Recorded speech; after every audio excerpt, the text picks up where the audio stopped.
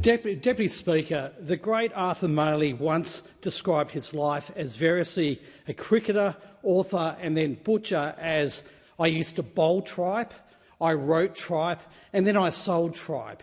And frankly, Deputy Speaker, the underlying premise of this motion is tripe. At best, it is fantasist fiction.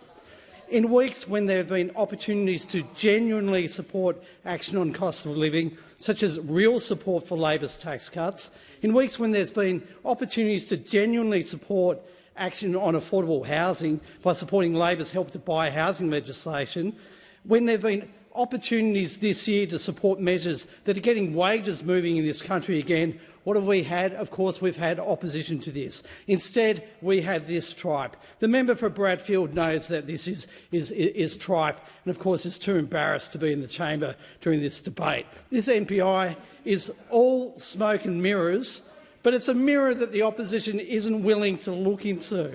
It's about avoiding talking about the real cost of living relief that this government is delivering for all Australians. The real question we must ask ourselves is why do the Liberals hate families being able to drive around in the family car? When did it become a bad policy to want Australian families to enjoy long family road trips without it breaking the bank? Well, we on this side of the House want Australians to have greater choice of new vehicles and pay less of their hard-earned cash on fuel so that families can afford to take long family road trips and take climate change action at the same time.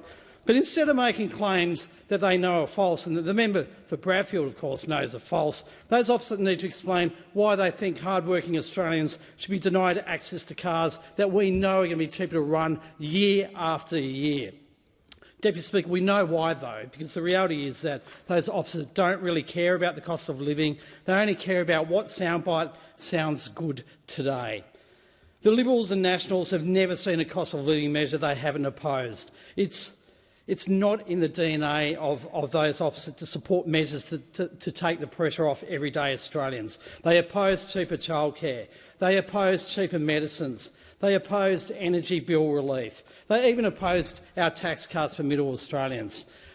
Those opposites are addicted to opposing cost of living relief. When asked if the opposition would roll back Labor's tax cuts, the Deputy Leader of the opposition said, well, this is our position. This is absolutely our position. We will not forget that. Deputy Speaker, the Albanese Government is delivering tax cuts to all Australians, making sure that everyday Australians earn more and keep more of what they earn. We're delivering these tax cuts for every Australian to help with the cost of living. That relief is exactly what our tax cut for middle Australia will help deliver. On this side, we stand in support of workers all across Australia. On that side, they want to roll back those tax cuts. Locally here in the ACT, 79% of taxpayers will be better off, and in my electorate of Bean, 83% of taxpayers will benefit from these changes. And what does that mean? It means a primary school teacher in Bean working at Arrowang Primary School earning $85,000 will get a tax cut of $1,800 come July the 1st. The electrician working on construction sites in Woden earning $110,000 will get a tax cut of more than $2,400. The software engineer working at the Department of Social Services in Greenway on more than $140,000 will get a tax cut of $3,700. And the nurse working at Goodwin Village, Farrer, in my part of the world, which is otherwise known as Paradise, who received increases in their pay in last year's budget, will now get an additional $1,500 tax cut. Deputy Speaker, this Albanese Labor government has a strong, targeted and responsible plan to continue our fight in delivering real cost of living relief for all Australians while laying the foundations for a stronger and more resilient economy.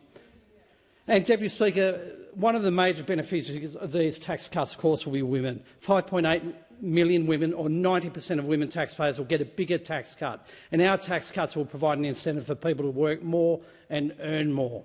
The government's tax cuts complement continuing reforms to address women's economic inequality, something that we know the opposition not only doesn't care about, is actively opposed to measuring.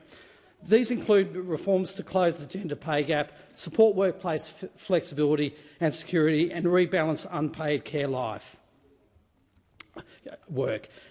Deputy Speaker, under Labor, more people are working, more people are earning more, and under our plan, more people will keep more of what they earn. That's reality.